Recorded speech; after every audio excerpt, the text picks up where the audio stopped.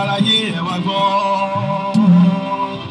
Kristẹni ìgbàanì ètò kẹtàǹkà tó balẹ̀ gùdẹ̀ bí àwòrán òjò sórí Princess Joxby Radio Jeremiah 6:16 wípé ẹ bèrè ojú ọ̀nà ìgbàanì kí ẹ sì rìn níbẹ̀. Ta ni Kristẹni ìgbàanì? Irú ìgbé ayé wo ló yẹ kí Kristẹni ìgbàanì máa gbé? Ta ni wòlíì? Báwo la ṣe ń mọ wòlíì òtítọ́ àti wòlíì èké?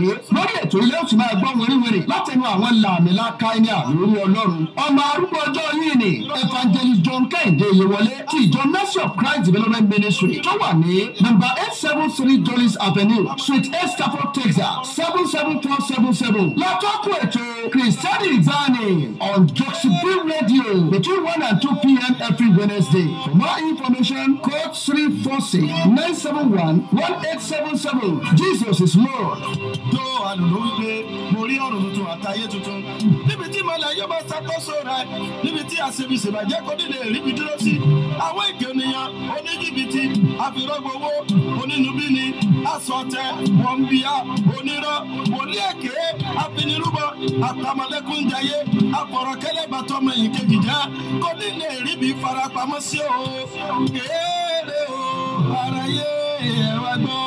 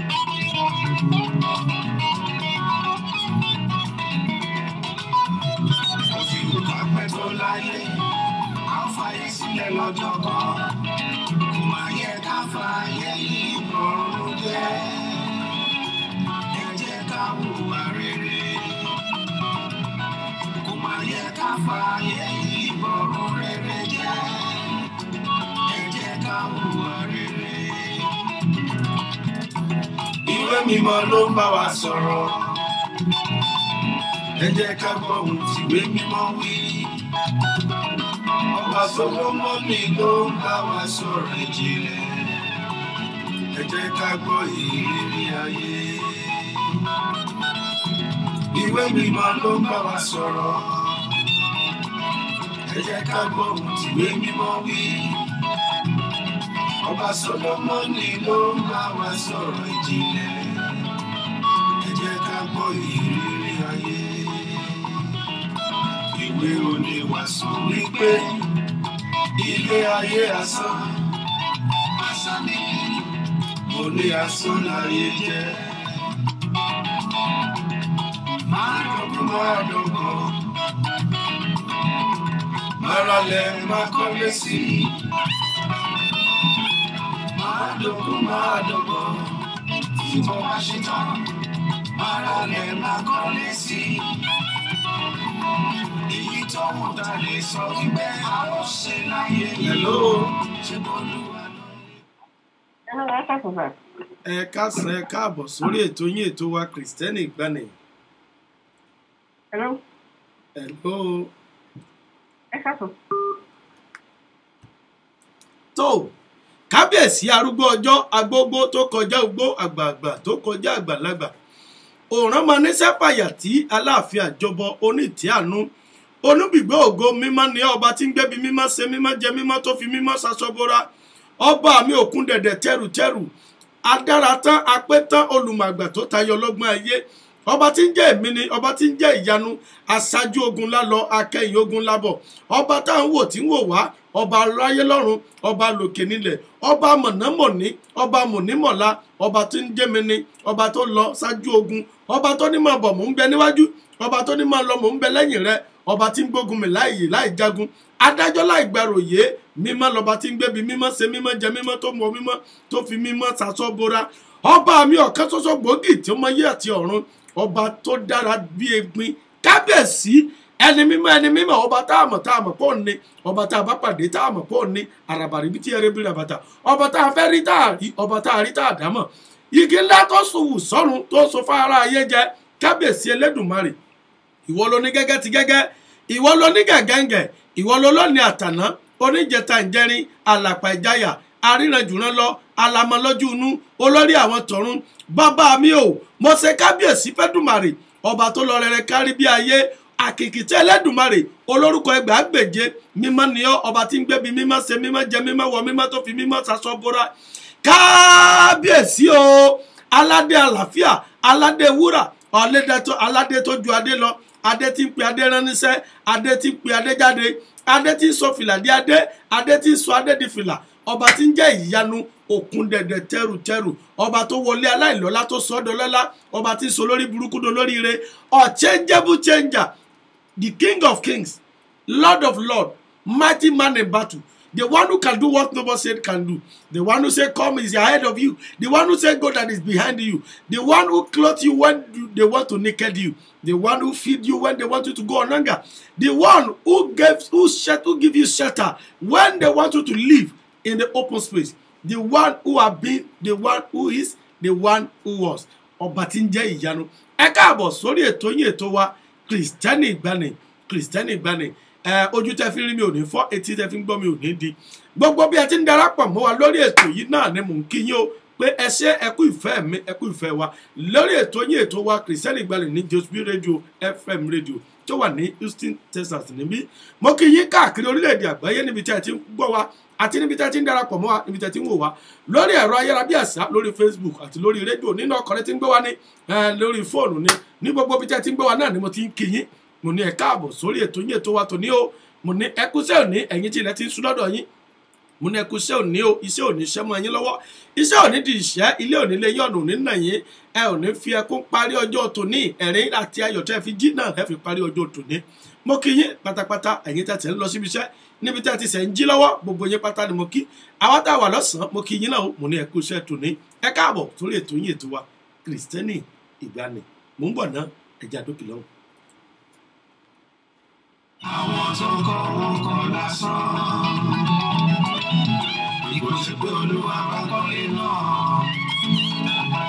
Owó ẹni tó kọ́ wọn kọ́ lásán bá sá. Ọ̀rẹ́ fi sọ́kàn. Ìrìn àjò kúkúrú láyé. Ìrìn àjò kúkúrú ni ó. Kí má fi gbé wa ayérayé olóko jẹ́.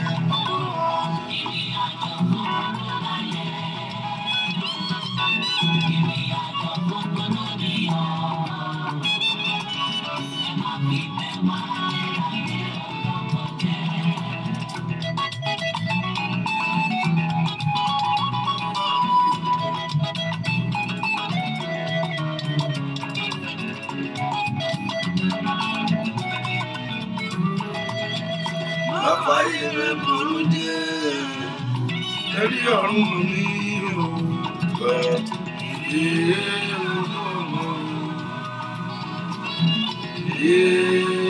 ọmọ. Bàbá iye rẹ̀ kọ̀ọ̀nù rẹ̀ jẹ́ òkú ọmọ.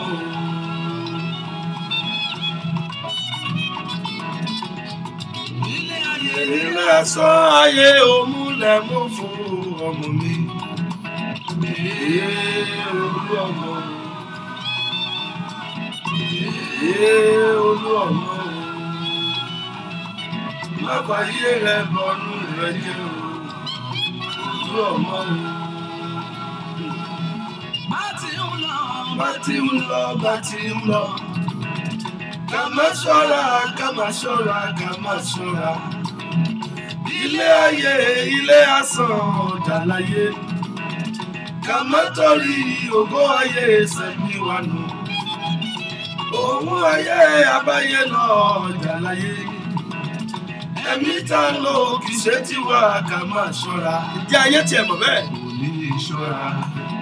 kò lè ṣọ́ra bíṣọ̀bù ṣọ́ra akọni ṣọ́ra vanity oh vanity oh vanity gbogbo lálá tènìyàn ṣe vanity oh vanity oh vanity gbogbo lálá tènìyàn ṣe. ẹ̀dá ayé wọn kókó máyé wọ́n ti gbàgbé pé asán láyé ọmọ èèyàn ń lọ gbàgbé ẹni pé òpin òní dé mọ́ ayé kọ̀ wọ́n fi tó. tó ló wá ṣe ìgbàgbé ló ṣe wọ́n àwọn ni wọn ò rántí mọ́ pé asán láyé ayé gba sùúrù. tó ẹ káàbọ̀ sórí ètò yín ètò wa Kristẹni Ìgbàanì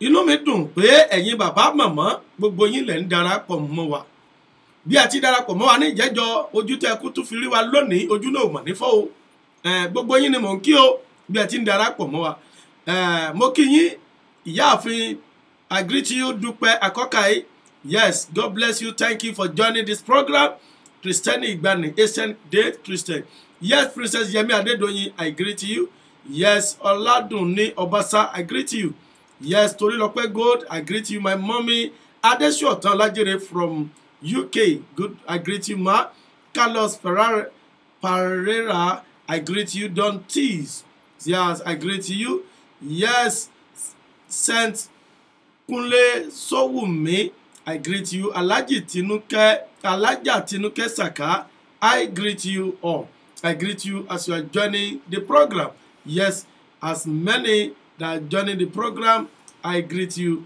yes T Balogun Lukman Asis Adedapo Daddy Israel Olóyèdé I greet you Akínyẹmí Olúfúnkẹ́ I greet you Tèmítọ́pẹ́ Anjorin I greet you my brother Gbénga Ọládìbóyè from Qatar I greet you Kúnlé Sọ́bànjọ I greet you Sarah Oyèlọ́wọ̀ Mọ́mí Sarah Oyèlọ́wọ̀ Sharon Adénípẹ̀kun I greet you all yes I greet you as you are joining the program today. God bless you greatly and mightily in the name of Jesus. It shall be well with you and the Lord respire and bless you in Jesus' name. tó ẹ káàbọ̀ sórí ètò yín ètò wa Kristẹni Ìgbàanì Kristẹni Ìgbàanì kí ni mo mú wá lónìí kí la fẹ́ jọ gbé yẹ̀wò lónìí kí la fẹ́ fi bára wa sọ̀rọ̀ lónìí gẹ́gẹ́ bí Kristẹni.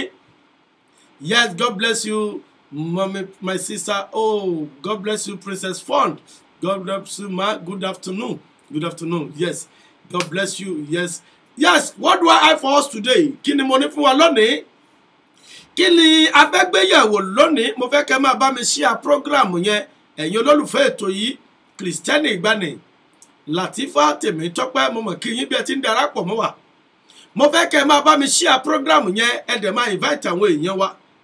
What do I have for you today? Kí ni mo ní gan lónìí? Kí la fẹ́ sọ lónìí? Kí la fẹ́ gbé yẹ̀wò? Èmi nìkan kọ́ ni mo wà nínú ilé lónìí. Ìpàdé tòní ó pín sí ipa méjì. Mọ́mí Adéọlá Àìná mo kí yín bí ẹ ti ń darapọ̀ mọ́ wa náà ni mò ń kí yín o. Ẹ̀yin mọ́mì mi gbogbo yín pátápátá náà kú ni mò ń kí lẹ́yìn kọ̀ọ̀kan. Èmi nìkan kọ́ mo wà nínú ilé lónìí o. Mo ní àlejò nínú ilé. Bàbá mi ni wọ́n jẹ́. Ìránṣẹ́ Ọlọ́run ni wọ́n o ìránṣẹ́ Ọlọ́run alààyè ni wọ́n ẹni tí Ọlọ́run ti ń lò àwọn náà ni mo gbé wá sórí ètò lónìí àwọn ni a fẹ́ fi ọ̀rọ̀ jomitoro ọ̀rọ̀ tẹ́yìn tẹ́ wà nínú ilé náà tẹ́ ẹ lè pè láti dá sí ètò tòní ẹ lè pè sórí ẹ̀rọ ìbánisọ̀rọ̀ láti dá sí ètò yìí lónìí ẹ lè pè sórí ẹ̀rọ ìbánisọ̀rọ̀ +1 346 971 1877 ẹ tún lè pè sórí ẹ̀rọ ìbánisọ̀rọ̀ wa +1 281 406 8830 ẹ lè pè wọlé láti dá sí ètò yìí lónìí tó ìránṣẹ́ Ọlọ́run bàbá wa tí a gbé wá lónìí àwọn náà ni Prophet Olúṣẹ́gun Abraham ẹ bá wa kí àpárá lé. mo kí gbogbo ojú tó wò wá àti etí tó ń gbọ́ wa bí Olúwa Ọlọ́run ti wà tí ẹ̀mí rẹ̀ ṣe bẹ ire retí yín yóò máa gbọ́ àmín ojú yín ayọ̀ ni yóò máa rí àmín o ògo Olúwa àánú rẹ̀ kò ní fàyè yín sílẹ̀ àmín gbogbo bí tẹ́ ti ń gbọ́ yìí lọ́wọ́lọ́wọ́ ní orúkọ Jésù ẹ máa wáyé yín ṣe ní ìyanu àmín bẹ́ẹ̀ ló máa rí lórúkọ Jésù. àmín àmín àmín tó bẹ́ẹ̀ ni mò ń kí yín sà dádì wa Báyọ̀ Arówólájú mo kí yín ẹ káàbọ̀ sórí ètò yìí my mommy Mazinina Lara Abraham bẹ́ẹ̀ ni mo kí yín Mariam Ọmọbọ́láńlé mo máa ń kí yín bí ẹ ti ń darapọ̀ mọ́ wa o mo ní ẹ káàbọ̀ sórí ètò yìí tó kí la fẹ́ gbé yẹ̀wò lónìí tẹ̀yin ará alẹ́ náà lè pè tẹ́ lè dá sí òun náà ni ìgbé ayé àwa ọmọ Ọlọ́run nínú ilé ìwà àti ìṣe àwọn ọmọ Ọlọ́run nínú ilé mọ́mí Deborah Abọ́sẹ̀dé ẹ káàbọ̀ sórí ètò yìí láti Canada ẹ káàbọ̀ bá Princess Fon ẹ káàbọ̀ ó tá à ń gbéyàwó lónìí the character and behaviours of the children of God so-called children of God in their closet ìwà àti ìṣe ìgbé ayé àwa tí a pera wa ní ọmọ Ọlọ́run nínú kọ̀rọ̀ ní kọ̀rọ̀ àti nínú ilé òun náà la fẹ́ fi bára wa sọ̀rọ̀ lónìí ìyàwó lẹ́yìn rí sí lọ́dọ̀ tí yín bẹ̀ yẹn daddy mommy what did you see to eat in your own area there mommy Bọ́sẹ̀dé Deborah Bọ́sẹ̀dé Samuel Deborah Bọ́sẹ̀dé God bless you mommy kí lẹ́yìn rí sí lọ́dọ̀ tí yín bó lẹ́yìn ṣe rí sí lọ́dọ̀ tí yín ìwà àti ìṣe ìgbé ayé àwọn ọmọ Ọlọ́run tá a pera wa ní ọmọ Ọlọ́run nínú ilé níkọ̀rọ̀ yàrá wa báwo ló ṣe rí ṣé wọ́n lè pè wá lọ́mọ Ọlọ́run nítòótọ́ ǹjẹ́ ìwà wa lè mú kí ẹni tí ò lọ church fẹ́ lọ sí church Muhammed Digi God bless you tó bàbá wa ní Olúwa kí ni ẹ ti rí sí ìgbé ayé àwọn ọmọ Ọlọ́run lóde òní ìwà àti ìṣe wa kí ni ẹ lè sọ nípa rẹ̀ ìgbé ayé tá à ń wù lónìí ìwà wa àti ìṣe wa bó lẹ sì rí sí. ọpẹ́ ni fún Ọlọ́run tí ó fún èmi náà ní oore ọ̀fẹ́ láti dá sí ètò ní àkókò yìí tí ó ṣe pàtàkì ni wípé ẹnikẹ́ni tó bá jẹ́ ọmọlẹ́yìn Kristi pàápàá jùlọ àwa tí a jẹ́ Kristẹni òdodo a gbọ́dọ̀ jẹ́ kí ìgbésí ayé wa kó farahàn gẹ́gẹ́ bí ìwàásù tá à ń ṣe àti tá à ń gbọ́ ní gbogbo ọ̀nà nítorí pé ọ̀pọ̀lọpọ̀ ìrírí láti rí nípa ti ara àti nípa ti ẹ̀mí tó nípa báyìí a gbọ́dọ̀ jẹ́ kí ìgbésí ayé wa kó fi ògo fún Ọlọ́run pàápàá jùlọ àwa tí a ti mọ Kristi àwa tá a ti mọ Kristi kí ẹlòmíràn náà lè ní oore ọ̀fẹ́ nípasẹ̀ wa láti mọ Kristi kí àwọn ọmọ akọ́ lè ní oore ọ̀fẹ́ láti mọ Kristi torí pé àwa ni dígí tàbí àwòrán tí àwọn ọmọ yìí ń wò gẹ́gẹ́ bí ìṣe nínú ilé torí pé ohun tí àwọn òbí bá ń ṣe àwọn ọmọ yìí ń wò wọ́n dẹ̀ ń wo bí nǹkan ṣe ń lọ pàápàá jùlọ láàrin ọkọ àti ìyàwó pàápàá jùlọ nínú ilé wa ìwà wa gbọ́dọ̀ fi hàn gẹ́gẹ́ bí ọmọlẹ́yìn Kristi ká lè jẹ́ àpẹẹrẹ fún ìjọ ká lè jẹ́ àpẹẹrẹ fún àwọn tí ò tí gbàgbọ́ ká lè jẹ́ àpẹẹrẹ fún àwọn ọmọ wa nítorí pé ìgbésí ayé tó fi ògo fún Ọlọ́run òun ló yẹ ká máa wò. ẹ ṣé bàbá wa tó ẹ̀yin tẹ́ ń bẹ nílé ẹ̀yin náà lè dá sí i bàbá wa èé wá ṣe kí ló ṣẹlẹ̀ gan what happened why are so many people pretend to be kí ló fà á ẹ̀mí wo ló ṣe ìwà yẹn náà jọ ṣé Ọlọ́run fọwọ́ sí ni kí púpọ̀ torí mo rí pé púpọ̀ nínú àwa títí kan ní wàásù títí kan àwọn akọrin ẹ̀mí àwọn tẹ́lẹ̀ àwọn kọrin ológo àwọn tẹ́ kọrin ìyìn yìí àtàwọn tá à ń pera wa ní ajíhìnrere wòlíì àgbáyé prophet apostle bishop àwa ìránṣẹ́ Ọlọ́run àti àwa tá a pera wa ní ọmọ Ọlọ́run tá a pera lọ́mọ ìjọ gan mo wá ṣàkíyèsí wípé ọ̀pọ̀lọpọ̀ àwọn èèyàn tí wọ́n ní ẹ̀mí Ọlọ́run tó ní bẹ̀rù Ọlọ́run gan ọ̀pọ̀lọpọ̀ ò fẹ́ lọ chọ́ọ̀chì mọ́ nítorí ìwà àti ìṣe kí lẹ rí sọ sí ṣé iṣẹ́ Ọlọ́run fọwọ́ sí náà ni àbí kí ló ṣẹlẹ̀ kí ló fà á tí àwa tá a pera wa ní ọmọ Ọlọ́run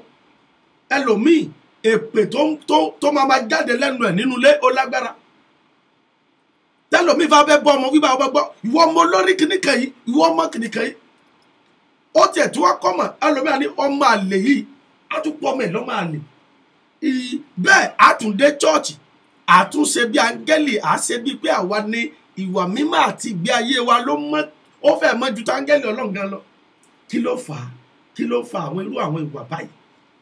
ohun tí èmi rí tó ṣe pàtàkì ni wípé téèyàn bá ti fi ayé ẹ̀ fún Jésù Kristi ó yẹ kó jẹ́ wípé láti inú ọkàn wa kó dẹ̀ rọ̀ mọ́ ìgbàgbọ́ láti ọkàn torí pé tá a bá ń sọ nípa àtúnṣe kì í wáyé ní ọjọ́ kan ṣùgbọ́n níwọ̀n ìgbà téèyàn bá ti lè wà nínú Kristi ó gbọ́dọ̀ ṣàtúnṣe ọ̀nà rẹ̀ pàápàá jùlọ gbogbo àwọn tó ní ẹ̀mí ìbínú fùfù nínú ilé torí pé ìbínú ti bà ọ̀pọ̀lọpọ̀ nǹkan jẹ́ ẹlòmíì ní wọn lé bóyá ọkọ tàbí aya kò wọ́n bá ṣe ń sọ pé jọ̀ọ́ mo sọ́ọ̀rì ohun tí mo ṣe yẹn má bínú kò rí bẹ́ẹ̀ torí pé kí ni ìwà ìgbéraga ó ti jọba nínú ọ̀pọ̀lọpọ̀ ọkàn àwọn tí a ń pera wa ní kìrìsìtẹ́nì torí pé ẹlòmíràn tí ó sọ wípé òun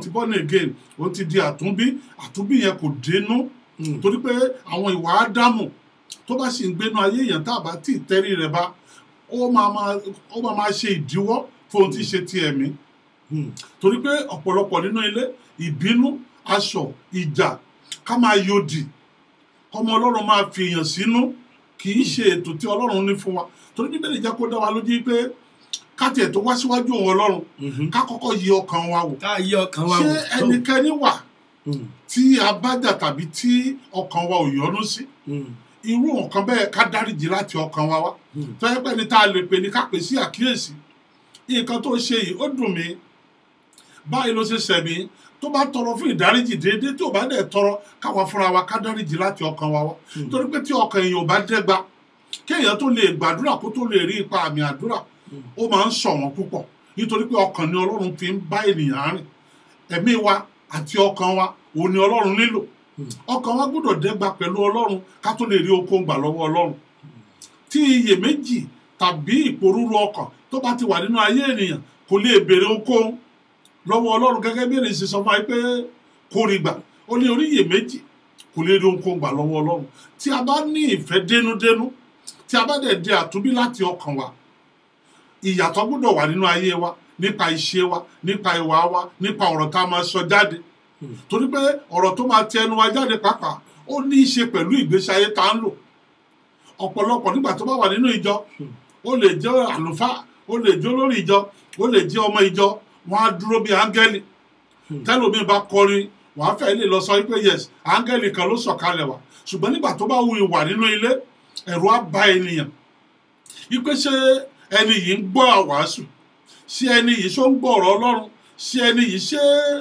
ó ti ṣàtúnṣe ọ̀nà rẹ̀ torí ìdí èyí ni gbogbo èèyàn ti gbọ́dọ̀ wá sí ìrònúpìwàdà nípa ìwà wa nípa ìṣe wa ká lè mú àwọn ẹ̀mí ádámù àwọn ẹ̀mí àtijọ́ wọn ni ẹ̀mí bàbá mi ṣe ń ṣe ni ara ìyá mi ni mo ti jogún ẹ̀ kí ìyá mi tó kú ìwà tó wù nìyẹn ó káre lọ́nà ọ̀run kọ́ lọ́n kó fọ̀run kẹ́ ẹni tọ́lọ́run ò tí ì fàyè kẹ́ nípa ìwà àti ìgbésí ayé rẹ̀ báwo ló ṣe fẹ́ rí ọ̀run kẹ́ ẹ jẹ́ abira wa òtítọ́ ọ̀rọ̀ ni ó dẹ̀ kóró torí pé ẹlòmíì kì í fẹ́ gbọ́. ẹni tá yóò kẹ́ tó ló fọ̀run kẹ́ òun. torí a gbọ́dọ̀ jẹ́ kí ìwà wa kó jẹ́ ìwàásù fún àwọn ènìyàn pàápàá jùlọ nínú ilé wa ọ̀pọ̀lọpọ̀ aya lónìí kò mọ bá a ṣe ń tẹríba nínú ilé fún ọkọ pàápàá jùlọ nínú òkèèrè wọ́n ti fọkàn sí pé nígbà tí àwọn ti wà báyìí àwọn lè ṣe ń táwọn fẹ́ bíbélì ò kọ́ wa bẹ́ẹ̀ náà ni ọkọ a ò fi ẹ́ ṣe ọ̀gá lórí aya a fi ẹ́ ṣe olórí ni olórí gbọ́dọ̀ máa mọ àtúnṣe ó gbọ́dọ̀ máa ní ìwà ìpamọ́ra a ní ìwà tó jẹ́ pé ó lè ṣe àtúnṣe ilé tí kìí ṣe ìwà tó lè dá lérú torí pé ọ̀pọ̀lọpọ̀ ìgbéyàwó lèyí ohun tó ń fà á òun náà ni pé èdè ò yéra wọn tá a bá wà nínú Kristi ó yẹ ká gbọ́ra wa yé ká dẹ̀ ṣe àtúnṣe ọ̀nà wa àwọn ìwà àtijọ́ wọn ni ìbínú aṣọ ká máa ṣépè nínú ilé tàbí ní àdúgbò tí ènìyàn wà kò ń ṣe ètò tí Ọlọ́run ní fún ọmọ Ọlọ́run. ẹ ṣé bàbá wa tó ẹ̀yin aráalé òun náà lè ń gbọ́ yẹn ẹ̀yin náà lè dá sí ètò yìí ipa wo gan ni ìwà àti ìṣe wa ipa wo ló ń kó láwùjọ ìwà àti ìṣe wa nínú ilé ìwà àti ìṣe wa níkọ̀rọ̀ bọ́ ọ bá rò pé ọba ayé kan ò rí ọ ọba òkè mọ̀ ń wù ọ́ ohun tó wá rò pé àwọn èèyàn ò rí ọ wọ́n rí ọ wọn ò kàn sọ̀rọ̀ ni ìwọ pásítọ̀ tó ń yọ́lẹ̀ ẹ́ mutí ó rò pé wọn ò rí ọ wọ́n rí ọ wọn ò sọ̀rọ̀ ni ìjọ tó ọ̀rọ̀ bá máa jáde wàá mọ̀ pé rí ọ ìyá alágbèrè akọrin ẹ̀mí onípanṣágà ẹ̀yin ayọ̀dì ẹ sì pẹ́ra yín aláfàdúrà jagun ìwà àti ìṣe wa ipa wo gan ló ń kó láwùjọ lónìí àwọn ewu wo ipa kí ni ìpalára tó ń kó bá ìyìn rere lóde òní kí ni ipa tó ń kó bá ìyìn rere lóde òní my pastor Gbenga Sowunmi pastor Gbenga Sowunmi God bless you sir yes mo kí yín o bàbá wa Ọlá Ògúnkọ̀yà májẹ̀mú Amẹ́ríkà ẹ káàbọ̀ Afúyẹ́ Sunday mo kí yín Wálé Àjànàkú mo máa ń kí yín Olúwaṣeun Adéọlá mo kí yín sà mo kí yín mà God bless you tó ẹ̀yin náà lè pè wọlé kí ni ìwà àti ìṣe wa lóde òní kí ni ìpalára tó ń kó bá àwùjọ wa àwa gẹ́gẹ́ bí ọmọ Ọlọ́run àwa tí a pera wa lọ́mọlẹ́yìn Kristi àwa tí a pera wa lónígbàgbọ́ àwa tí a pera wa ní oníyìn rere àwa tí a pera wa ní ọmọ Ọlọ́run yìí àwa tá à ń gbé báìbù àwa tá à ń borí bọrùn tá à ń bọ ẹsẹ̀ kí ni ìwà àti ìṣe wa ipa àwo gan ló ń kó irú ìwà àti ìṣe wo là ń wù ní kọ̀ọ̀rọ̀ yàrá wa ìyàwó tí ò ṣetán láti gbọ́ ọ̀rọ̀ sọ́kọ lẹ́nu kọ́kọ́ má ti sọ kankan torí pé ó ti wà l'Amẹ́ríkà Amẹ́ríkà yìí sọ̀rùn London ìmọ̀ ń sọ̀rùn Nàìjíríà ìmọ̀ ń sọ̀rùn Canada ìmọ̀ ń sọ̀rùn Australia ìmọ̀ ń sọ̀rùn Italy ìmọ̀ ń sọ̀rùn torí pé ó ti wá wà ní Western world ọkọ ò gbọ́dọ̀ sọ̀rọ̀ I will call the police I will fight for divorce àánú rẹ̀ ṣe mí ó dẹ̀ pera rẹ̀ lọ́mọ lọ́hùn ipa àwo gan ni bẹ́ẹ̀ ni mọ́mí Samuel Deborah Bọ́sẹ̀dé mò ń retí ìpè yẹn lè pè wọlé sórí ẹ̀rọ ìbánisọ̀rọ̀ 346-971-1877 +1 346-971-1877 ẹ tún lè pè láti dá sórí ètò yìí lórí ẹ̀rọ ìbánisọ̀rọ̀ +2+1 281-406-8830 +1 281-406-8830 ẹ lè pè wọlé láti dá sí ètò yìí ìgbé ayé tá ń gbé ìwà àti ìṣe wa ipa wo ló ń kó láwùjọ bàbá wa ní Olúwa gẹ́gẹ́ bí ẹ̀yin tá bá wò àti mo mọ̀ pé ilẹ̀ ti ta sí tẹ́ ti wà nínú èyàn rere báyìí láti jọ ìgbé ayé àwọn ọmọ Ọlọ́run ìwà àti ìṣe wọn ló mú kí ìjèrè ọkàn gbilẹ̀ abẹ́ẹ̀kọ́sà tó ní òde òní tá a wà yìí ipa wo ni ìwà àti ìṣe ìwà ìkọ̀kọ̀ wa ipa wo ló ń kó kí lẹ́yìn lè rí sí. ohun tí mo rí sí náà ni wípé gẹ́gẹ́ bí àwọn ìrírí tá a ti rí àti àwọn ìtàn tá a ti gbọ́ lọ́dọ̀ àwọn bàbá wa tó wà nínú ìgbàgbọ́ ohun tó ṣe pàtàkì ni pé ìfẹ́ ó gbọ́dọ̀ jọba kéèyàn tó lè ṣiṣẹ́ ìyìn rere torí pé ẹni tó bá nífẹ̀ẹ́ ọmọnìkejì rẹ̀ kò lè ṣiṣẹ́ ìjèrè ọkàn a dẹ̀ gbọ́dọ̀ jẹ́ kí ìgbésí ayé wa kó jẹ́ àpẹẹrẹ torí pé mo ti rí ìrírí torí pé ẹnìkan ó pe ènìyàn láti wá sí ilé Ọlọ́run pé àwọn ní ìsọjí ọjọ́ yìí gangan bóyá ẹni yẹn mọ̀ ọ́n mọ̀ ni bóyá ó dẹ̀ ṣe sí ni ó lọ gbé korobá tó fi ń wẹ̀ ẹni yẹn ya lò ìgbà tó dẹ̀ máa di pé ó gbọ́ pé wọ́n gbé korobá èpè lókì mọ́lẹ̀ ó dẹ̀ ti sọ fẹ́ni ẹ láàárọ̀ pé ìsọjí wà nírọ̀lẹ́ o tó kò dẹ̀ sí tọ́lọ́run lè ṣe o Jésù ń gbọ́ àdúrà o oníṣẹ́ ìyanu ni ìgbà tó kì èpè mọ́lẹ̀ ẹni tó gbé korobá báyìí ló máa rìn bó ṣe máa wọ gbòòrè ẹni tó ké korobá lóbìnrin yẹn bá jáde sí ṣé bẹ́ẹ̀ lẹ pè mí sí ìsọjí èmi ẹ̀rọ bẹ́ẹ̀ nífẹ̀ẹ́ mi lẹ fi pè mí torí ẹ̀ bó ṣe yá korobá yín lò ẹ gba korobá yín padà o ẹ fọwọ́ mú ìsọjí yín o tó yẹ pé yìí nìkan gan ló kù nílànà ìgbàgbọ́ yìí tí tẹ́ ń ṣiṣẹ́ ìrere tó dẹ̀jọ́ yìí nìkan lòun fi wọ̀jọba ọ̀run òun kúkú gbà kó o máa bá tó ń lọ bó o ṣe ń ba lọ yìí òun ò ní tẹ̀lé lọ torí pé kí ni.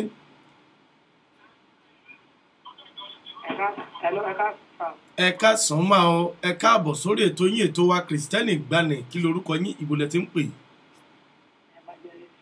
láti Canada ni. Evangelist Rasheed láti Canada ẹ káàbọ̀ mà.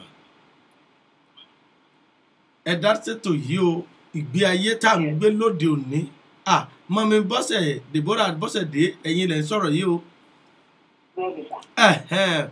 Ohun yìí ó jọ ohun yín náà ni mo ṣe wípé tó ètò náà ní mọ́mí kí lẹ̀yin ṣe rí sí i lọ́dọ̀ tí ipa wo ni ìwà àti ìṣe wa ló ń kó nínú àwùjọ ìyìn rere lóde òní. Ẹ ṣe sà, God bless you sà. Thank you ma. Ìpàdíwà wa kó lónìí nínú ìrere jẹ́ ní tó burú jáì. Ó burú gan-an. Ṣùgbọ́n tá a bá wá wò sà, kí ló fà á? Ohun tó fà á ni wípé ọ̀pọ̀lọpọ̀ tí a pera wa ní Kìrìsìtẹ́nì lónìí, a ò kì í ṣe àtúnbí. Mo sọ́rí sọ́ọ̀nì mẹ́lòmíì ogun lè dé ni ogun ló lẹ́lòmíì wọnú ìjọ. Ogun ló lè wọnú ìgbàlà ìgbàgbọ́ kò tí ì ní ìgbàlà. Ìgbàgbọ́ kò ní ìgbàlà ẹlòmíì ò ní ìrírí ìgbàlà. Ó ti wọ ṣọ́ọ̀ṣì ó ti ń gbàdúrà ó ti ṣe gbogbo ẹ̀ náà ti pe ara ẹ̀ ní Kìrìsìtẹ́nì. Kìrìsìtẹ́nì yàtọ̀ sí ọmọlẹ́yìn Ọlọ́run. Bẹ́ẹ̀ni. Bẹ́ẹ̀ni. Ó gbàtí èèyàn bá dẹ̀ ní ìgbàlà tí ò ní ìrírí ìgbàlà pé mo ti ṣe nǹkan báyìí rí kéèyàn kó fi sọ́ba ní nǹkan tó ṣe yẹn ó mi jẹ́ jábọ́ lójú èèyàn. Irú àwọn nǹkan báyìí èèyàn gbọ́dọ̀ ní tí ò bá ti sírù yẹn fẹ́ fà ààyè ẹni ò tí ì di òkú. Bíbélì sọ pé ààyè wa wà nínú Jésù Kristi bá ti di òkú ayé bẹ́ẹ̀gbà tí ààyè wo tí ì sí nínú Jésù Kristi àwọn ìyè wa jù wà ní ti ayé tó ohun tó bá wù wá la lè ṣe kò sí ìrírí ìgbàlà tí ó bá dẹ̀ sí ìrírí ìgbàlà kò sí bí ẹ̀mí mímọ́ ti fẹ́ ṣe àkóso ayé wa ẹ̀mí mímọ́ ló dẹ̀ lè darí wa láti ṣe ohun tí Ọlọ́run fẹ́. Bẹ́ẹ̀ ni ẹ̀mí mímọ́ ló lè darí wa láti ṣe ìfẹ́ Ọlọ́run. Bẹ́ẹ̀ ni èyí jẹ́ nǹkan tó burú jáì nínú wa lẹ́nu ọ̀pọ̀ níta sọ pé a jẹ́ níta kọ́ la jẹ́ nílé ta. Bẹ́ẹ̀ni. Nínú ìgbéyàwó. Bẹ́ẹ̀ni. Láàárín àwọn ọmọ wa láàárín àwọn alábàágbé wa níbi ìtàkẹ̀ yìí níbi iṣẹ́ níta sọ pé a jẹ́ níta kọ́ la jẹ́ nínú ilé ó dẹ̀ jẹ́ tó burú. Ẹlòmíì ò lè pe alábàágbé pé a máa ní program ní church kó bá wa lọ. Torí ìwà àti ìṣe òde ẹ̀wọ̀n tẹ̀ ní tẹ̀lé. Bẹ́ẹ̀ torí tó ń ṣe torí pápá yìí ó mú kí iná ìrere kó fẹ́ jó lọ sẹ́yìn ó ṣe àkóbá fún ìrere sà. Àwa ni ló yẹ kí wọ́n rí gẹ́gẹ́ bí àwòkọ́ṣe ṣùgbọ́n tí wọ́n rí lọ́wọ́ wa kì í ṣe ohun tí wọ́n lè fi yangàn ó jẹ́ ohun tó ń bàyàn nínú jẹ́ ó jẹ́ ohun tí etí ò gbọ́dọ̀ gbọ́ níta sọ pé a jẹ́ kọ́ la jẹ́ nínú ilé yìí sì ń ṣe àkóbá ṣùgbọ́n tí oníkálukú bá yẹra èwò ó wò pé ó dáa kí ló gbé mi wọnú ìrìn àjò tí mo rìn ṣé mo tiẹ̀ ní ìgbàlà ṣá àbí ogun ló tiẹ̀ gbé mi àbí wọ́n tiẹ̀ bí mi sínú ìgbàgbọ́ ẹ̀ mo dẹ̀ dàgbà sínú ẹ̀ èyí náà tí mo bá yín sọ̀rọ̀ ti wà nínú irú ipò bẹ́ẹ̀ ṣá nínú ìgbàgbọ́ náà bí mi sí àwa lọ chọ́ọ̀chì àwa náà ẹgbẹ́ akọrin ṣùgbọ́n mi ò ní ìrírí ìgbàlà not until when God himself talked to me and there was total salvation gbogbo nǹkan tí wọ́n ṣe ń gbà yẹn mo kàn ṣe pé kìrìtẹ́nì àbí pé kí n sọ pé bàbá mi fipá mú wa tó àwa dàgbà sínú ẹ̀. tó dìgbà tí èèyàn bá ní tí ó ń pè ní ìgbàlà ìrírí ìgbàlà. tó ní ìbápàdé pẹ̀lú Jésù fúnra rẹ̀. bẹ́ẹ̀ ni ìgbà yẹn ní òye ìrìn àjò tó fẹ́ rìn àti bó ṣe máa rìn tó lè ṣe láì sí bẹ́ẹ̀ yẹn sà ó jẹun tó ní agbára.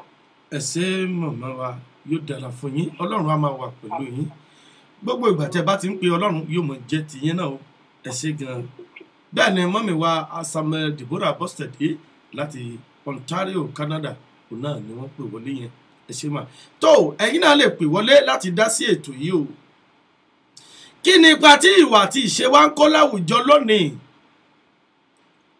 kí ni ipa tí ìwà àti ìṣe ìkọ̀kọ̀ wa tá a rò páyé ò rí kí ló ń kó bá ìyìn rere lóde tòní olùgbọ́ mi lọ́lẹ́ ẹ lè pè wọlé kẹdásẹ́tò yìí mo kí yín o Philip Fákíyèsí ẹ káàbọ̀ sórí ètò yìí kí n tó tẹ̀síwájú lónìí mo sọ pé ipa méjì ni iṣẹ́ tòní máa pín sí kí n tó lọ kó nípa tẹ́lẹ̀ yìí bàbá wa ìgbé ayé àwọn ìránṣẹ́ Ọlọ́run gan ìwà àti ìṣe àwọn ìránṣẹ́ Ọlọ́run gan ìwà ìkọ̀kọ̀ àti ìwà gbangba wa ìwà tá a rò pé àwọn èèyàn ò rí kí ni ipa tó ní nínú ìyìnrere lónìí ìgbé ayé àwọn ìránṣẹ́ Ọlọ́run this new era pastor we the new generational pastor prophet evangelist apostle bishop what impact is it having in the Christendom?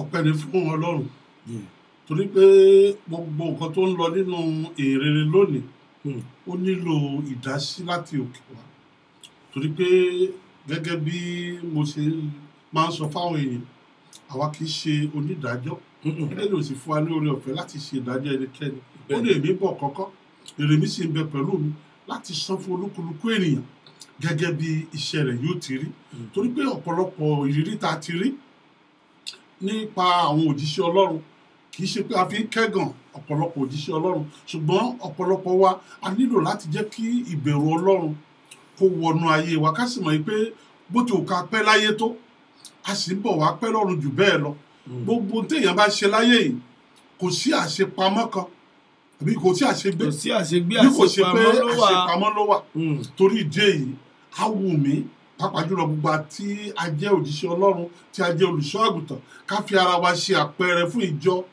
kí ìbẹ̀rù Ọlọ́run kó kúnú ayé wa ká má torí owó ká má di ọ̀tá Ọlọ́run ká má torí oúnjẹ ká má di ọ̀tá Ọlọ́run torí pé ọ̀pọ̀lọpọ̀ nígbà tó bá ń sọ àsọtẹ́lẹ̀ èké máa wò wọ́n títí nítorí oúnjẹ tàbí mímu ohun tọ́lọ́run lè ṣe ni ọba tó dá wa ó ti ní ètò fẹ́ nìkọ̀ọ̀kan bẹ́ẹ̀ni ó sì mọ ibi tó mú wa lọ ṣùgbọ́n nígbà tí a bá torí pé a fẹ́ di ńlá a fẹ́ kó olókìkí a fẹ́ kó ènìyàn jọ tí a bẹ̀rẹ̀ sí tọwọ́ bọ oríṣiríṣi gbogbo rẹ̀ ló ní èrè ayé yìí ni Ọlọ́run ti máa ń ṣe ìdájọ́ ọ̀pọ̀lọpọ̀ wọn lọ torí pé kò sẹ́ni tó lè bá Ọlọ́run wá orogún tí kì í di ẹni yẹ̀yẹ́ kò sẹ́ni tó lè bá Ọlọ́run wá orogún tí kò ní jìyà rẹ̀ ṣùgbọ́n ohun tí a lè ṣe náà ni pé ká máa pe ara wa sí àkíyèsí ká lè mọ̀ wípé Ọlọ́run tó pè wá ó ní ètò fún ẹnì kọ̀ọ̀kan wa tá a bá ti lè dúró lórí ìpè rẹ̀ ó lè dàbí pópẹ́ lójú ènìyàn ètò Ọlọ́run ò yí padà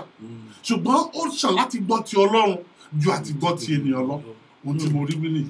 ẹ ṣé bàbá wa tó mọ kí yín o mọ́mí Táíwò Ìfẹ́sọ̀yà mo kí yín Abímbọ́lá Ògbára Jayé Àríyọ̀ mo mọ̀ kí yín mọ́mí Diwúrà Akíntúndé mo mọ̀ kí yín o bẹ́ẹ̀ ni mo kí Prince Rasheed Karim Olúṣọlá yes my mommy my sister Timi Semi mo mọ̀ kí yín gbogbo yín náà ni mo kí tó ìgbé ayé àti ìwà tá à ń wù láwùjọ lónìí ǹjẹ́ ọ̀pọ̀lọpọ̀ àwọn èèyàn ni ò ti jókòó sílẹ̀ tí wọn ò fẹ́ lọ sínú ìjọ mọ́ nítorí ìwà àti ìṣe nítòótọ́ ni a lè sọ pé ṣé èèyàn ni wọ́n wá lọ chọ́ọ̀chì ni ṣùgbọ́n nígbà tí èèyàn bá lọ sílé Ọlọ́run tí kò rí ọkàn papọ̀ síbi àdúrà torí ń tójú rẹ̀ rí àti ohun tí ó ń lọ láyìíká rẹ̀ ìgbà wo la ní kó rẹ́dẹ̀rẹ̀dẹ̀ tiwa tá à ní kó bá nígbà tí a bá pera wa ní òjíṣẹ́ Olúwa ìránṣẹ́ Ọlọ́run kò sí ìdájọ́ lọ́wọ́ ènìyàn ṣùgbọ́n Bíbélì wí pé kí a má ṣe bọ́ àṣírí kí ni o a lè bọ́ àṣírí Sátánì torí ìmọ́lẹ̀ ní Ọlọ́run ó ní tí ìmọ́lẹ̀ bá wọlé òkùnkùn á sí kí ni òkùnkùn á sá ó ní ẹ jẹ́ kí ìmọ́lẹ̀ yín tàn ǹjẹ́ ìmọ́lẹ̀ ìwà àti ìṣe tèmi ẹ tó kó ìmọ́lẹ̀ ìwà mi àti ìṣe tèmi àti ẹ tó ń pe ènìyàn wá sínú agbo ìgbàlà ni àbò ń lé àwọn ènìyàn sá kúrò nínú agbo ìgbàlà ìgbé ayé wo lèmi àti rẹ ń gbé ìfẹ́kùfẹ́ tó àyè máa tẹ̀síwájú lórí ètò yìí ní ọjọ́ mẹ́jọ ipa kejì la fẹ́ lọ báyìí ṣùgbọ́n ká tó lọ sí ipa kejì ẹ̀já àdókè lọ́nà náà. ilé ayé asán o.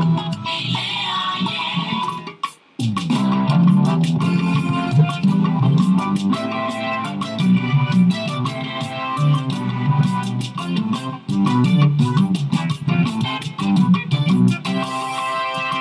Ìláyé jámọ́ ìtì láyé èyí jẹ́ ìláyé jámọ́ ìtì láyé èyí jẹ́ oríṣiríṣi ìṣẹ̀lẹ̀ ló ń ṣẹlẹ̀ o ìláyé jámọ́.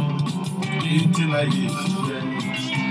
Kí láyé jámọ́, bíntín láyé yìí jẹ́. Kí láyé jámọ́, bíntín láyé yìí jẹ́. Oríṣiríṣi ìṣẹ̀lẹ̀ ló ń ṣẹlẹ̀ o. Kí láyé jámọ́, bíntín láyé yìí jẹ́. Àlàyé ẹ wá wo ohun tó ṣẹlẹ̀ nínú ayé.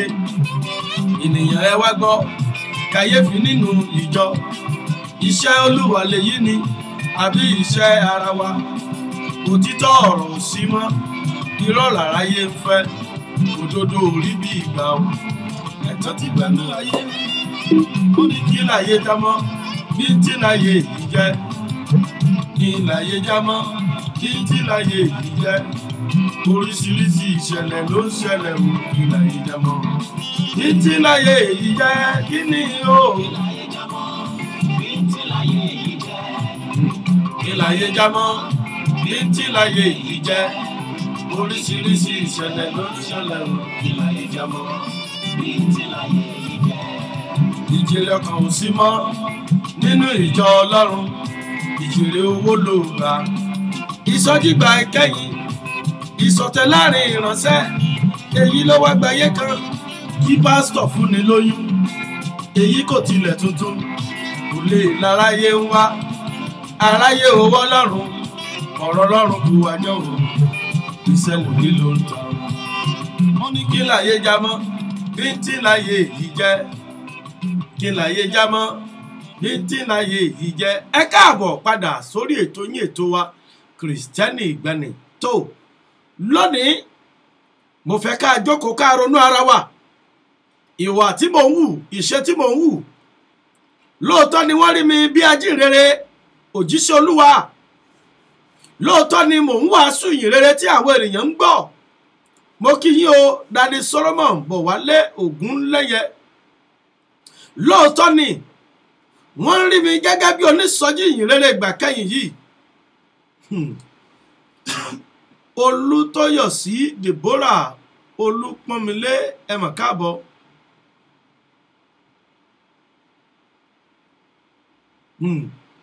Ọmọ yẹn ni kí Ọlọ́run, wọ́n ní kí Ọlọ́run kí ó ran gbogbo wa lọ́wọ́. We really need an encounter with Jesus and be baptized with the Holy Spirit before we can be a good example and win soul for the Lord. Oh yes, sir. Oh yes, oh yes. God bless you, ma. Oh yes, ma. Ìwà mú kí yín o Babátúndé Òsínlóyè, mo mà kí yín. Ìwà àti iṣẹ́ tí èmi àti yín wò gẹ́gẹ́ bí ọmọ Ọlọ́run. Olórin ẹ̀mí ni ọ́, olóńkọrin ẹ̀mí lórí pẹpẹ Ọlọ́run. Ẹ̀rù pẹpẹ Ọlọ́run, ẹ̀rù iná ẹ̀mí mímọ́, ẹ̀rù iná orí pẹpẹ ò tí ẹ̀ bà wá mọ́. Àmọ́ títán, àágorí pẹpẹ lọ. Àṣàgbèrè tán, àágorí pẹpẹ lọ. Àìsàgbọrọ̀ sọ́kọ ńlé, àálálé ọkọ lọ jáwé tó bá fẹ́ jáwé. Ó tiẹ̀ ti sú mi, mi ò tiẹ̀ ṣe mọ́. Àtúmọ̀ àgorí pẹpẹ àádàbí áńgẹ́lì. Bọ̀dá pásítọ̀, bọ̀dá evangelist, bọ̀dá díkì, ẹ̀yin onísọjí, gbogbo àwa bàbá, àwọn àlè tá a ní tàǹkọ́ o, àwọn ojú tá a ní sí tàǹkọ́, àwọn tá a gbé pamọ́ tá a jẹ́ kí ìyàwó ilé mọ̀. A sì mọ̀ ṣe bí áńgẹ́lì o. Ibo la ń lọ? Ṣé ẹ rò pé àwọn èèyàn ò máa rí wa ni? Gbogbo ìwà tá à ń wù pátá ni wọ́n ń rí. Ìgbé ayé tá à ń gbé pátá ni wọ́n ń rí. A ti fi owó, a ti fi ìwà ìfẹ́ owó, a ti fi lé àwọn èèyàn kọ́ ń lé Ọlọ́run. Owó ni sáà lóde òní. Lóòótọ́ ni owó ni kẹ̀kẹ́ ìyìnrere. In fact, owó ti di jẹ́ẹ̀tì ìyìnrere báyìí. Lóòótọ́ ni owó ni jẹ́ẹ̀tì ìyìnrere, owó ni kẹ̀kẹ́ ìyìnrere. Ṣùgbọ́n ǹjẹ́ àti fi owó lé àwọn èèyàn kọ́ ń lé Ọlọ́run báyìí? Tí ọ̀pọ̀lọpọ̀ wa tá a bá wàásù ìjèrè ọkàn, tá a wàásù tán tí ọkàn àwọn èèyàn ti ru sókè pé káwọn wá gbàdúrà láti ní ìbápàdé pẹ̀lú Ọlọ́run kí ìṣòro àwọn kó lọ. Ìgbà yẹn láti wọ́n máa sọ pé tó pẹ̀lú gbogbo ọ̀rọ̀ tó gbọ́ yìí ó fẹ́ k'Ọlọ́run dẹ́ lóhùn, bẹ́ẹ̀ ni máa bọ̀ pẹ̀lú iye báyìí. Ẹni tí ò sì ní lọ́wọ́ kí lẹ fẹ́ kó ṣe? Ǹjẹ́ ó túmọ̀ sí pé ẹni tí ò lówó lọ́wọ́ àdúrà rẹ̀ ò gbà nìyẹn? Ìwà àti ìṣe wa, ibo là ń báyé lọ? Ibo là ń báyé lọ? Iná ìyìnrere ń jò, ó ń jò lọlẹ̀, ó ń kú. tó bá yá àní àwọn ẹlẹ́sìn kejì wọ́n ń gbòòrò wọ́n ń gbilẹ̀ àwọn ń fi ìfẹ́ fara wọn mọ́ra ṣùgbọ́n ìwà àti ìṣe wa ń kọ́ ìwà olè lórí pẹpẹ method of stealing armed robbery in the spiritual aspect spiritual armed robber ìwà àti ìṣe wa ń kọ́ ìgbé ayé mi ìgbé ayé tiẹ̀ ń kọ́ ibo ló ń báyé lọ tó ibi tá a máa mú àdàgbà ètò ti apá àkọ́kọ́ tòní tá a máa fi rọ̀ sí nìyí apá kejì náà la fẹ́ dé báyìí ṣùgbọ́n kí n tó wá sọ̀rọ̀ nípa apá kejì yẹn kí ni mo fẹ́ sọ ta ni mo fẹ́ sọ ń parẹ̀ bàbá mi kan ni mo fẹ́ sọ ń parẹ̀ ìránṣẹ́ ọlọ́run ni wọ́n òjíṣẹ́ ọlọ́run alààyè ni wọ́n ẹni ọ̀wọ̀ ni wọ́n mo ti ní ìbápàdé nípasẹ̀ ọlọ́run nínú ayé wọn mo ti kí n tó sọ̀rọ̀ nípa ènìyàn rárá mo ti máa rí àmì pé ọlọ́run bẹ nínú ayé rẹ̀ èmi lè sọ ẹ̀rí ọlọ́run nípa ayé wọn kí n tó sọ̀rọ̀ nípa bàbá mi yẹn ẹ̀jẹ̀ àdókè lọ́run ní ṣókí. Let somebody shout hallelujah. Hallelujah. Houston, are you ready? Get ready to meet the man that God has used to attract a crowd of over 3 million in one single gathering. A man whom God has used to lead the fastest growing denomination all over the world in a night of divine encounter. But whenever the fire of God falls, there's one thing fire does, and it does it very well. It burns. And so on the authority of the Almighty God, that in the life of every one of you, suffering will be over. A night of total restoration and baptism by the fire of the Holy Ghost with Pastor E.A. Adeboye, the General Overseer of the Redeemed Christian Church of God worldwide, a church with parishes in over 190 countries of the world. You are invited to join thousands in a night of supernatural encounters, the Houston Festival of Life, tagged Let the Fire Fall. Ministering Pastor E.A. Adeboye, March 21st, 2018, starting at 6 p.m. Venue, Texas Southern University Basketball Arena, 3100 Cleburne Street, Houston, Texas, 77004. For more information, contact the FOL Media Team at 281-728-6173. There will be free parking, so come and encounter the fire of the Holy Ghost, bringing out the best in your life and home. Be there. Ẹ káàbọ̀ padà sórí ètò yín ètò wa Kristẹni Ìgbàanì tó apá kejì náà ni mo dé yìí o ta ni mo fẹ́ sọ̀rọ̀ nípa rẹ̀ bàbá mi ni wọ́n ìránṣẹ́ Ọlọ́run ni wọ́n tẹ́ bá ti ń wo ìwé pélébé ọwọ́ mi yìí ó náà nìyẹn Houston ti gbàlejò àlejò ńlá ni ó sì ń gba àkókò tiẹ̀ lélẹ́yìí o má mísì ẹ̀ rárá bàbá mi Pastor Enoch Adéjàre Adébóyè ìránṣẹ́ Ọlọ́run alààyè ni wọ́n o tí gbogbo wa ti mọ̀ tọ́lọ́run sì ti ń lò wọ́n kẹ́mi yìí o tó ẹ̀ tó dàgbà kí n tó dáyé mo ti dáyé fáìn torí àwọn kan ti ń sọ pé ṣé pé ẹ̀ tí ìdáyé ńgbà tí wọ́n fi bẹ̀rẹ̀ ara o pẹ̀lú oore ọ̀fẹ́ Ọlọ́run a ti wà láyé nígbà tí wọ́n bẹ̀rẹ̀ iṣẹ́ ìránṣẹ́ ṣùgbọ́n mo ní ìbápàdé pẹ̀lú Ọlọ́run nínú ayé wọn èmi yìí jẹ́ one of his product of testimony. I can tell you that I do not know that I can be where I am today. Mi ò mọ̀ pé mo lè débi tí Ọlọ́run gbé mi dé lónìí ṣùgbọ́n mo dúpẹ́ lọ́wọ́ Ọlọ́run nínú ayé wọn. Mo kí yín dádì mi Mọ̀mí Sharon Adénípẹ̀kun mo kí yín o bẹ́ẹ̀ ni mo sì ń kí yín náà o dádì mi Tèmítọ́pẹ́ Ọbáfẹ́mi Powerful mo mọ̀ kí yín. Houston ti gbàlejò ọ̀sẹ̀ tó ń bọ̀ náà ni ìpàdé yìí máa wáyé lọ́sẹ̀ tó ń bọ̀. Ìjọ the Redeemed Christian Church of God náà káàkiri orílẹ̀-èdè àgbáyé ìjọ the Redeemed Christian Church of God káàkiri orílẹ̀-èdè àgbáyé àwọn tá a wà l'Amẹ́ríkà ń bí a kú àlejò a kú àfojúsọ́nà ìpàdé yìí tó ń bọ̀ láìpẹ́ yìí. Let the fire fall òun náà ní àkọlé rẹ̀ let the fire fall ó máa wáyé ní Texas Southern University Basketball Arena 3000 Wheeler Avenue at Ennis, Houston, Texas 77004. Again, Texas Southern University Basketball Arena 3000 Wheeler Avenue at Ennis, Houston, Texas 77004. Pẹ̀lú àṣẹ lọ́dọ̀ Ọlọ́run, bàbá mi yìí, ìránṣẹ́ Ọlọ́run yìí, bàbá gbogbo wa ni wọ́n jẹ́. God has been using him wonderfully, mightily, greatly in so many parts of the continent. I was a nobody when I used to mo ti sọ lẹ́rìí ètò mi tí mo máa fẹsẹ̀ rìn láti ọjọ́ ta lọ sí redemption camp. Ṣùgbọ́n ní ọjọ́ kan, bàbá mi yìí ń ṣiṣẹ́ ìrànṣẹ́ lọ́wọ́. Mo wá jókòó sí ibì kan tẹ́ pè ní general public toilet. Ibẹ̀ ni mo jókòó ní bàbá mi yìí ń wàásù lọ́wọ́ náà ní ẹ̀mí Ọlọ́run ní kàn sọ káwọn sọ fún ènìyàn kan. Wọ́n tún sọ bí tí side ibi tẹ́lẹ̀ yẹn wà. Lẹ́mí Ọlọ́run ní sọ ti gbọ́ mo ń bẹ̀ sọ̀rọ̀ lọ́wọ́ mo ní báwo ni wọ́n sì máa bẹ̀ mi sọ̀rọ̀ sẹ́mi nìkan mo wà ní inú auditorium yìí ni. Mo wá wò pé èèyàn mélòó ló jókòó síbi public toilet lọ́dún náà lọ́hùn. Mo wá wo ọ̀tún mo wò sí mo rí pé èmi nìkan náà mo jókòó síbi area public toilet ní àkókò tí bàbá sọ̀rọ̀ lọ́wọ́. Nání ẹ̀mí Ọlọ́run ní káwọn sọ fún ènìyàn pé ohun tó ṣe tó fẹ́ dáwọ́ ẹ̀ dúró yẹn má dáwọ́ rẹ̀ dúró tẹ̀síwájú ọkù kékeré báyìí kò débi tó ń lọ. Kí ni mo sì máa ń ṣe lákòókò yẹn? Ohun tí mo máa ń ṣe lákòókò yẹn òun náà ni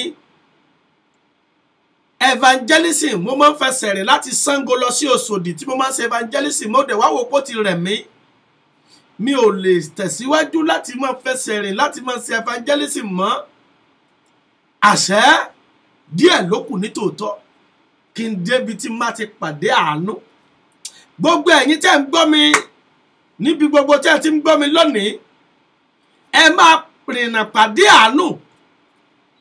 Ẹ̀yin tẹ́ ń wo ètò yìí, gbogbo ẹ̀yin olólùfẹ́ Josibi Radio, ẹ̀yin olólùfẹ́ Kristẹni ìgbàanì, ẹ máa rìnà pàdé àánú.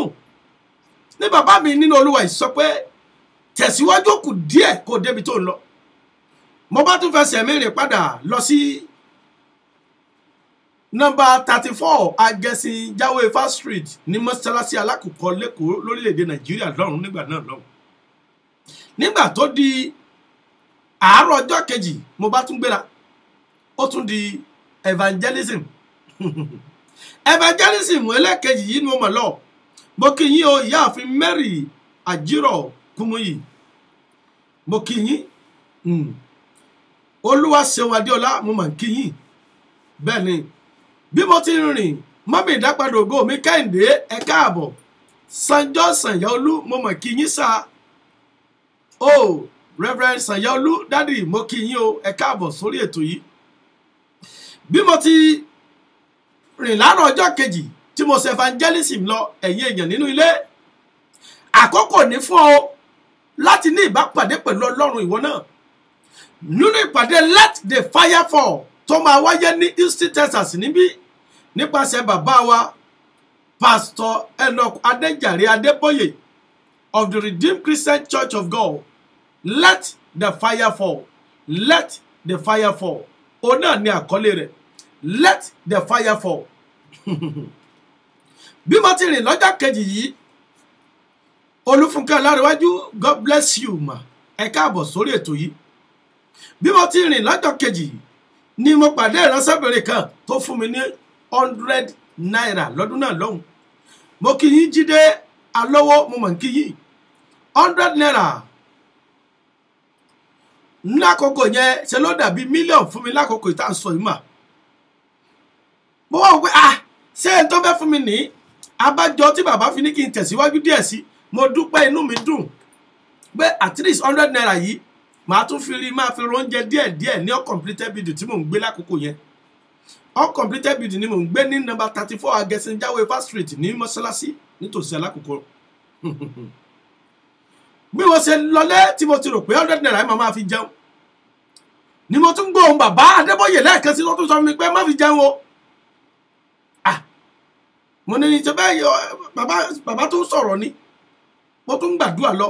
mo wá gbóhùn Olúwa tó ní má fi jẹun fi wọ mọ́tò lọ́la mọ́tò tí mo wọ̀ lọ́jọ́ kejì láti Ṣàngó lọ sí Òṣòdì tí mo fi ṣe evangelism òun náà lọ́lọ́run lò nípasẹ̀ Ọlọ́run ìpè bàbá wa pásítọ̀ Enoch Adéjàre Adébóyè tó fi gbé mi débi tẹ́ ti ń wò mí yìí tí gbogbo yín ti ń wò mí káàkiri orílẹ̀-èdè ayé 100 naira yẹn ni mo fi wọ man transit bus tí mo fi ṣe evangelism òun náà ló gbé mi débi tí mo wà lónìí yìí mo lè jẹ́rìí Ọlọ́run nínú ayé wọn ìwọ náà mọ́ mí sí ẹ̀ àkókò ẹ̀rí tiẹ̀ náà ló dé yìí àkókò ẹ̀rí tiẹ̀ náà ti dé báyìí mọ́mì dáàdì àkókò ẹ̀rí tiyín náà ti dé ẹ wá ní ìbápàdé nínú ìpàdé yìí let the fire fall ṣé ẹ ti mọ̀ wípé tẹ́ bá sọ pé let the fire fall when fire fall secret will be exposed àbí tí iná bá sọ̀kalẹ̀ iná máa ń tú àṣírí ni àṣírí ogun ayé àwọn èèyàn máa tú ogun ayé àwọn èèyàn á jóná àwọn èèyàn á gbàgbára ẹ̀mí mímọ́ ìgbé ayé àwọn ènìyàn máa ní ìbápàdé ọ̀tun má mísì program yìí rárá ó náà ni mo fẹ́ kó o mọ̀ wípé Ọlọ́run sì ṣiṣẹ́ bíi ti gbani lórí ètò kìrìsìtẹ́nì gbani yìí a ò ní sọ ohun tí Ọlọ́run ò bá ṣe bẹ́ẹ̀ a ò ní dáwọ́lé ohun tí ò bá kójú sùn tó ó dá mi lójú gbogbo ọkàn olólùfẹ́ ètò kìrìsìtẹ́nì gbani olólùfẹ́ evangelist John Kẹ́hìndé Oyèwọlé olólùfẹ́ Josie B Radio gbogbo tẹ́ ń dáwọ́lé pátá náà ló máa yọrí sí rere Fọlárìn Ògúnrìndé mo kí yín Káyọ̀dé Akínọlá mo mọ̀ kí yín Prince Josie Adé mo kí yín o gbogbo tẹ́ bá dáwọ́lé ní ó máa yọrí sí rere àlọ́ àbọ̀ yín kò ní bára ayé nù o bẹ́ẹ̀ ni dáàdì Tèmítọ́pẹ́ Ọbáfẹ́mi Powerful ní obedience is the key to success oh yes sir mo kí yín gbogbo yín pátápátá ire ni ó máa sojú gbogbo wa ilé onílé yín ọ̀nà òní nà yín tó bàbá wa nínú Olúwa àlejò mi tí mo ní lónìí ìránṣẹ́ Ọlọ́run ni wọ́n mo máa dágbére fún wa wọ́n á dárúkọ wọn wọ́n á dárúkọ mínísírì wọn àkókò tí wọ́n máa ń ṣe ìsìn wọ́n á sì sọ fún wa tó bàbá ẹ bá ń dágbére fún àwọn aráalé. Ọpẹ́ ni fún Ọlọ́run ẹ̀yin ará mi nínú Olúwa tí ó fún wa lórí ọ̀fẹ́ láti pàdé ní àkókò yìí kó tó di pé a máa lọ orúkọ tèmi ni wòlíì Timothy Olúṣẹ́gun Abraham mo wá láti inú ìjọ Christ Apostle Evangelical and Healing Ministry worldwide flyer lélẹ̀ tí ẹ lè máa wò tí a máa ń ní àwọn ìpàdé àdúrà olóṣooṣù tó máa ń wáyé ní ọjọ́ Friday kejì láàrin oṣù ní iléeṣẹ́ Amen TV hall la máa ń lò ní dédé agogo 6 sí 9 Friday kejì ní oṣooṣù ní ìpàdé àdúrà máa ń wáyé a máa ń pè ní àṣálẹ́ àánú lórúkọ Jésù gbogbo àlàmàrí àánú gbà ẹ tún lè máa rí mi wò nínú iléeṣẹ́ tẹlifíṣàn Amen TV 15.2 ní ọjọ́jọ́ sátidé ní dédé agogo 7 sí agogo 7:30 Amen TV 15.2 ẹ jẹ́ ká fi ilé ìsọ́kàn bẹ́ẹ̀ náà la wà lórí Facebook live ní ọjọ́jọ́ Monday and Tuesday ní dédé agogo 9 sí 10 Houston time so ẹ jẹ́ ká fi ilé ìsọ́kàn ní orúkọ bàbá ọmọ ẹ̀mí mọ́ Ọlọ́run kó gbàdúrà fẹ́ nìkọ̀ọ̀kan wa gbogbo Olúwa kò ní fàyè wa sílẹ̀ gbogbo ọkàn tó darapọ̀ ní orúkọ Jésù ẹ ò ní kábàámọ̀ ọjọ́ ìní ó máa dìbẹ̀rẹ̀ ayọ̀ yín agbára àtúnṣe ńlá ó máa wọnú ayé ẹnì kọ̀ọ̀kan ó máa wọnú ìdílé kọ̀ọ̀kan ó máa wọnú ìgbéyàwó kọ̀ọ̀kan bàbá máa wáyé wa ṣe láàánú a ò ní pàdánù ilé ológo ní orúkọ Jésù mo gbàdúrà iléeṣẹ́ iná mo gbàdúrà yóò máa tẹ̀síwájú o iléeṣẹ́ yóò ní jóná o ògo Ọlọ́run afárahàn ní o bàbá fọ̀rọ̀ yìí ṣe ìyanu gbogbo ẹ̀yẹ ń jiná lórúkọ Jésù bàbá wò yìí ṣe láàánú iwájú lè máa lọ lẹ́yìn náà ni mo kí òjíṣẹ́ Ọlọ́run pásítọ̀ Kẹ́hìndé Oyèwọlé ẹ kú iṣẹ́ Olúwa ẹ má tì í lẹ́yìn ẹ má tẹ̀síwájú bàbá wà lẹ́nu iṣẹ́ o láti wà lẹ́yìn délé ológun àlàáfíà gbogbo ènìyàn. ẹ ṣé bàbá wa tó èmi náà fẹ́ máa fèyí ṣe lọ náà nìyẹn Kìrìsìtẹ́nì Ìgbàanì náà lè tó yìí bóyá ẹ fẹ́ ká bá yín polówó iṣẹ́ ìránṣẹ́ yín ìsọjí ni àbónkóhun ẹ pè sórí àtẹ̀jíṣẹ́ sórí ẹ̀rọ ìbánisọ̀rọ̀ +1 281 406 8830 +1 281 406 8830 ẹ lè pè sórí ẹ̀rọ ìbánisọ̀rọ̀ 346 971 1877 bẹ́ẹ̀ ni mo kí yín Ganiu Awawu, God bless you for joining the program. tó Christian Ìgbàanì náà lè tó orúkọ tèmi lẹ́ẹ̀kan sí òní evangelist John Kẹ́hìndé Oyèwọlé ọmọ arúgbó ọjọ́ tí ìjọ Mercy of Christ Development Ministry tó wà ní 873 Dulles Avenue Suite A, Stafford, Texas 77477. pẹ̀lú oore ọ̀fẹ́ Ọlọ́run iléeṣẹ́ ìránṣẹ́ wa lórílẹ̀‐èdè Nàìjíríà òun ni Love for Christ Development Ministry, Mountain of Mercy, orí òkè àánú. Tẹ́ bá ti ń gbọ́ orí òkè àánú ní Fàájì FM, ó wà ní Ọ̀tà, káàmpù wa wà ní Ọdẹ Òmu ní Ọ̀ṣun State, Nàìjíríà. bẹ́ẹ̀ ni a tún ní branch náà ní ipa mẹ́sàn-án. bẹ́ẹ̀ a ní àwọn branch bí ẹ bá ti ń béèrè pé Love for Christ Development Ministry àbí orí òkè àánú ní Ìjú phase 2 Babode Road, lórí òkè àánú wa wà ń bẹ̀. Yóò dára fún ìgbà tiyín. tó agbára Ọlọ́run kò ní dágbára fẹ́mi àti yín o. gbogbo ẹ̀yin tẹ́ darapọ̀ mọ́ wa lórí ètò yìí, Steve Oyeyinka Oyeniyi, mo kí yín ẹ̀sẹ̀ tẹ́ ń darapọ̀ fún wa lórí ètò yìí. Adébùkọ́lá Àyànkọ́lá, mo mọ̀ kí yín o. God bless you all in the name of Jesus. tó bí a ti ń lọ lónìí, mo gbàdúrà fún gbogbo ẹ̀yin olólùfẹ́ evangelist John Kẹ́hìndé Oyèwọlé àti ètò Christian Ìgbàanì àti iléeṣẹ́ Joseph B. Rodo. Mo gbàdúrà o, whatever you lay your hand upon shall prosper. Wherever you go, you will meet favor of God. The Lord will uphold you. The Lord will give you power for success. The Lord will expand you and enlarge your coast. Gbogbo ogun tó lè sọ wípé káyé yín wà lójú kan ni Ọlọ́run mi ọba mi òkè ni ó gbé ẹsẹ̀ lé pátápátá. Every power that wants you to be stagnancy, to be stagnant, that power shall be wasted and destroyed in the name of Jesus. Mo gbàdúrà fún yín, ẹ ò ní dààmú, ẹ ò ní mọ ìkorò, ẹ ò ní sọkún lórí ọmọ, ẹ ò ní ṣàṣetì lórí ọmọ. Ilé ò ní lé yín, ọ̀nà ò ní nà yín, iṣẹ́ ò ní di ìṣẹ́ mọ́ yín lọ́wọ́. Ayé yín ò ní ráre, ọ̀fọ̀ ò ní jẹ́ ti yín o. Ìpín burúkú kò ní jẹ́ ti yín. Mo gbàdúrà o, ètò Ọlọ́run fún ayé mi àti yín náà ni yóò mọ̀ ṣẹ ní gbogbo ìgbà. Yóò dára fún mi àti yín. Mo kí amójú ẹ̀rọ mi, bàbá mi, àwọn náà ni Dádì Afọlábí Abọ́lájí, àwọn náà ni amójú ẹ̀rọ mi. Ẹṣẹ́ Ọlọ́run mọ̀ bá mi gbé yín ró, yóò mọ̀ dè yín mú. tó mo kí ìyá àfin wa lọ́hùn Princess Joseph B. Ọlọ́run kó bá mi dè yín mú, agbára Ọlọ́run kó gbé yín ró. Ọ̀nà nínà yín, ilé òní lé yín, iléeṣẹ́ ìránṣẹ́ Joseph B. yóò mọ̀ gbòòrò sí lágbára Ọlọ́run ọ̀gá ògo.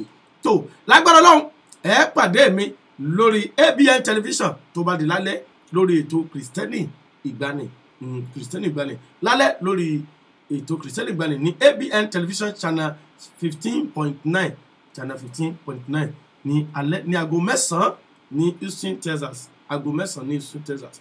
God bless you all in Jesus' name. Gbogbo ẹ̀yin tẹ́ máa ń bá mi pàdé lórí Facebook lágbára Ọlọ́run ó tún di Saturday bá mi pàdé lórí Facebook. God bless you. You want to call for prayer or counseling or anything, you can call me on +1 281 +1 346 971 1877. God bless you. Ó tún dọjọ́ mẹ́jọ. Ire o. Ohun tó ṣẹlẹ̀ nínú ayé, ènìyàn ẹ wá gbọ́, ayé mi nínú ìjọ, iṣẹ́ Olúwa lèyí ni, àbí iṣẹ́ ara wa, òtítọ́ ọ̀rọ̀ sí mọ́, ìrọ̀lá láyé fẹ́, òdodo bíbí ìgbà wo, ẹ̀ka ti gbanú ayé, ó ní kí láyé já mọ́, bí tí láyé jẹ́, ní láyé já mọ́, kí tí láyé jẹ́. Oríṣiríṣi ìṣẹ̀lẹ̀ ló ń ṣẹlẹ̀ ní ìjàmọ́. Bí láyé èyí jẹ́, kí ni yóò? Bí láyé jámọ́, bí tí láyé èyí jẹ́. Bí láyé jámọ́, bí tí láyé èyí jẹ́. Oríṣiríṣi ìṣẹ̀lẹ̀. And let somebody shout hallelujah. Hallelujah. Houston, are you ready? Get ready to meet the man that God has used to attract a crowd of over 3 million in one single gathering. A man whom God has used to lead the fastest growing denomination all over the world in a night of divine encounter. But whenever the fire of God falls,